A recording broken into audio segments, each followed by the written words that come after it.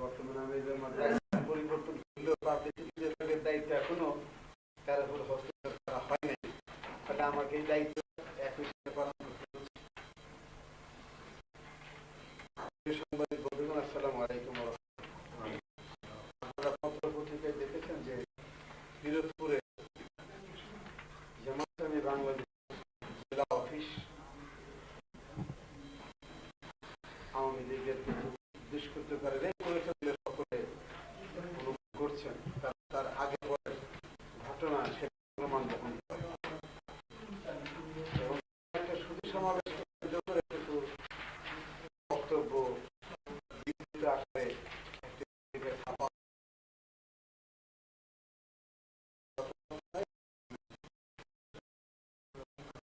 জামাতের পক্ষ থেকে পার্লামেন্টে যারা প্রতিনিধিত্ব করেন সেই গ্রুপের লিডার মৌলানা দিলওয়ার সাহেবের বিরুদ্ধে একটি মামলা দায়ের করা হয়।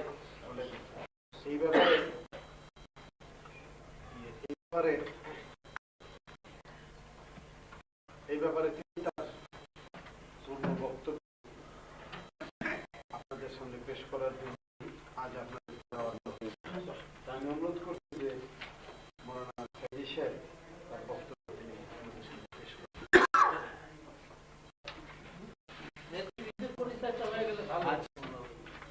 একদম বাম দিকে বসা আছেন পিরোজপুর জেলা আমির জনাব মোহাম্মদ তোফাজ্জল হোসেন।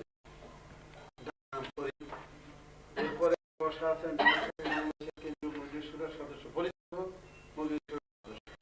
কেন্দ্রীয় মজলিসুর সদস্য এবং চট্টগ্রাম মহানগরীর বর্তমানে নায়েবে আমির প্রাক্তন সদস্য সাধারণ ছিলেন জাতীয় জননিরাপত্তা আটকানোর মানে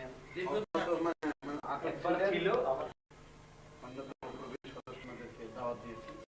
আর আমাদের সবাই ছিলেন আব্দুল কাদের মোল্লা, সহকারী সেক্রেটারি জামাত ইসলামী বসা আছেন, উনিও ইসলামী বাংলাদেশের অন্যতম জেনারেল এবং কনফারেন্স করা হয় তেমন সাধারণত পার্টির পক্ষ থেকে পার্টি প্রধান অনুরাগী করেন। কিন্তু বিষয়টি আমার ব্যক্তিগত আমার নির্বাচনী এলাকা, সেখানে আমি সংগঠনের সিদ্ধান্ত অনুযায়ী বাধ্য হয়েছি আপনাদেরকে বিষয়টি জানাবো। এ ব্যাপারে আমাকে আশা করি সহযোগিতা করবে আমাদের assistant secretary general Jamaat Islami বাংলাদেশে এবং বিভাগের বর্তমান দায়িত্বশীল জনাব আব্দুল কাদের মোল্লা সাহেব।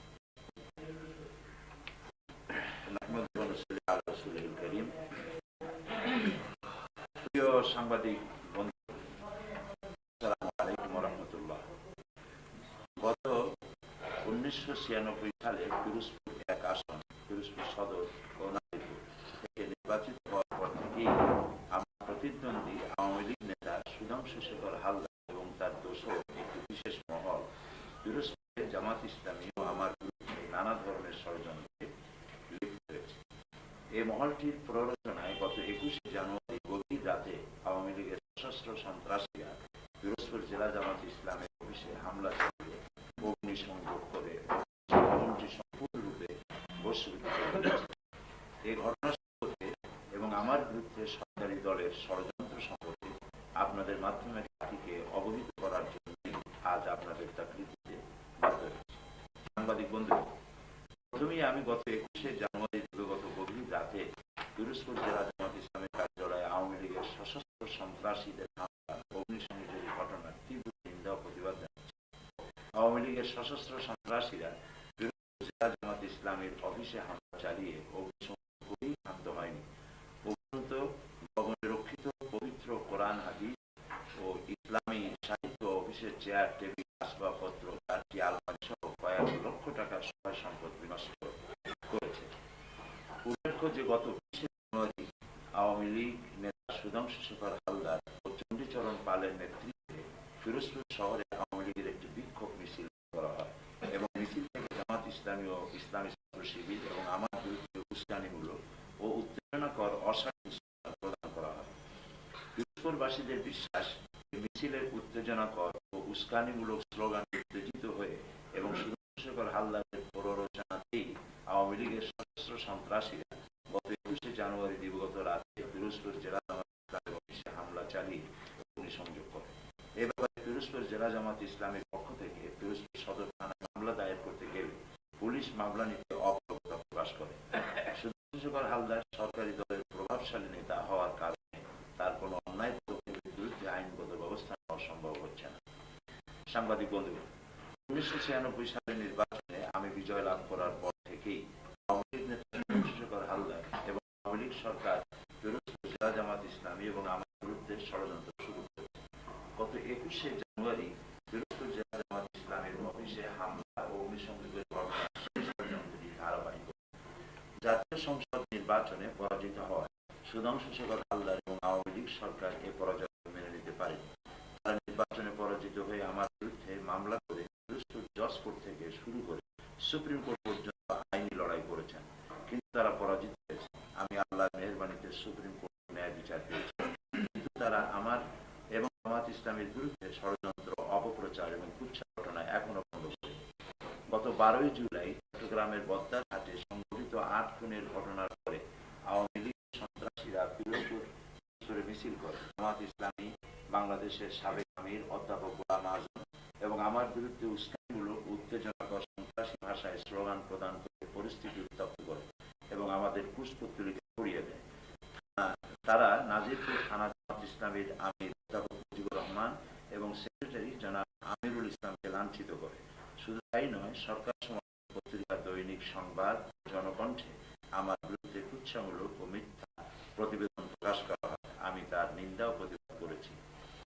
গত 18ই জানুয়ারি আমি পিরোজপুর জেলা জামাত ইসলামের কার্যালয়ে আয়োজিত এক সুধী সমাবেশে বক্তব্য রেখেছি। সুধী সমাবেশের পরের দিন 19শে জানুয়ারি দেখলাম যে আমার বক্তব্যের বরাত দিয়ে ওই দিনকার দৈনিক সংবাদে আমাদের যারা রাজাকার বলে তারা পিতার অবৈধ সন্তান শিরোনামে সম্পূর্ণ বানোয়াট একটি প্রতিবেদন ছাপা হয়েছে। এই প্রতিবেদনের অনুরূপ একটি প্রতিবেদন 20শে জানুয়ারি দৈনিক জনকণ্ঠ ছাপা হয়। সংবাদ ও জনকণ্ঠে প্রকাশিত প্রতিবেদন দুটি সম্পূর্ণ মিথ্যা ও বানোয়াট। এই প্রতিবেদন দেখার সাথে সাথে 20শে জানুয়ারি দৈনিক সংবাদের প্রতিবেদন এর প্রতিবাদ জানিয়েছি। যার বাক্য শব্দ আমি উচ্চারণ করি। সুধী সমাবেশে আমি যা বলেছি তা হল 1971 সালে আমি রাজাকার ছিলাম। এ ব্যাপারে আমি জাতীয় সংসদে এবং পত্রিকায় একাধিকবার চ্যালেঞ্জ করেছি যে আমাকে রাজাকার বলে যদি কেউ তা প্রমাণ করতে পারে তাহলে স্বেচ্ছায় সরকারের সংসদ সদস্য পদ থেকে পদত্যাগ করবে। আমার বক্তব্য সংসদে রেকর্ড হয়ে আছে। এসব স্পষ্ট বক্তব্য রাখার পরেও যারা আমাকে রাজাকার বলে তারা পিতার বৈধ সন্তান কিনা এ ব্যাপারে আমার সন্দেহ হয়। গতকাল 22শে জানুয়ারি দৈনিক প্রথম আলো পত্রিকার 12 পৃষ্ঠায় 8ম কলাম লালমনিরহাটে সাঈদীর বিরুদ্ধে সমন জারি শিরোনামে প্রকাশিত খবরে দেখলাম যে স্বাধীনতার বিরুদ্ধে মানহানিকর কথা বলার জন্য জামাত নেতা দেলোয়ার হোসেন সাঈদী অর্থাৎ আমার বিরুদ্ধে লালমনিরহাট ফৌজদারি আদালতে মামলা দায়ের করা হয়েছে। দৈনিক সংবাদে প্রকাশিত মিথ্যা খবরের উপর ভিত্তি করেই লালমনিরহাট জেলা আওয়ামী লীগের যুগ্ম সম্পাদক এবং জেলা আইনজীবী সমিতির সাধারণ সম্পাদক অ্যাডভোকেট মতিউর রহমান আমার বিরুদ্ধে মামলা দায়ের করেছেন।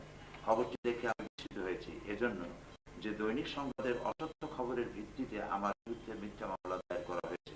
বিস্ময়কর ব্যাপার হলো যে আমি দৈনিক সংবাদে প্রকাশিত মিথ্যা খবরের প্রতিবাদ জানিয়েছি এবং তা দৈনিক সংবাদে প্রকাশিত হয়েছে, তারপরে আমার বিরুদ্ধে মিথ্যা মামলা দায়ের কিভাবে করা হয়েছে এটা একটা বড় প্রশ্ন।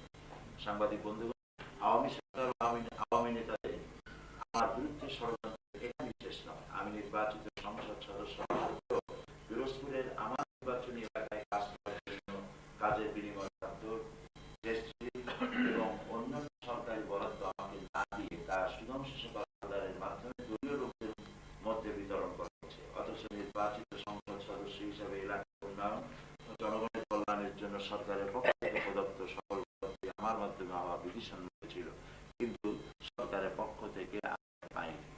সাংবাদিক বন্ধু, আপনারা লক্ষ্য করেছেন যে দেশে যেখানে যা কিছু ঘটছে, যা কিছু ঘটে তার মধ্যেই সরকার জামাত ইসলামী, ইসলামী ছাত্র শিবির সহ ইসলামী আন্দোলনের তাদের ষড়যন্ত্র আবিষ্কার করে। গত 20শে জানুয়ারি পল্টন ময়দানে সিপিবির মহাসমাবেশে বোমা বিস্ফোরণের ঘটনা ঘটার সাথে সাথেই প্রধানমন্ত্রী শেখ হাসিনা, স্বরাষ্ট্রমন্ত্রী মোহাম্মদ নাসিম ও পানি সম্পদ মন্ত্রী জনাব আব্দুর রাজ্জাক কোন রকম তদন্ত বা সাক্ষ্য প্রমাণ ছাড়াই ঘোষণা করে দিলেন যে ঘটনার সাথে জামাত ইসলামী সহ ইসলাম পন্থীরা জড়িত হয়েছে। ঘটনা ঘটার সাথে সাথে তাদের হীন ও রাজনৈতিক উদ্দেশ্য প্রণোদিত বক্তব্য প্রদান করা থেকে এ কথাই প্রতীয়মান হয় এই ঘটনার দায় দায়িত্ব জামাত ইসলামী সহ বিরোধী দলের উপর চাপিয়ে দিয়ে তাদের ইমেজ করার জন্য ষড়যন্ত্রমূলক সকলেই এই ঘটনার বিচার বিভাগীয় তদন্ত দাবি করলেও সরকার না করে সরকারের ঊর্ধ্বতন কর্মকর্তাদের তদন্ত কমিটি গঠন করায় জনমনে এ সন্দেহ আরো বদ্ধমূল হয়েছে যে সরকার নিজেই এই ঘটনা ঘটিয়েছেন।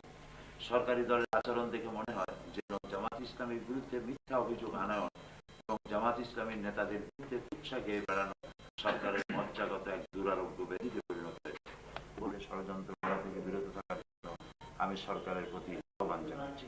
আমার আহ্বানে সাড়া দিয়ে কষ্ট স্বীকার করে আজকের এই সাংবাদিক সম্মেলনে হাজির হওয়ার জন্য আপনাদেরকে আমি ধন্যবাদ জানাচ্ছি। আল্লাহ হাফেজ। বাংলাদেশ।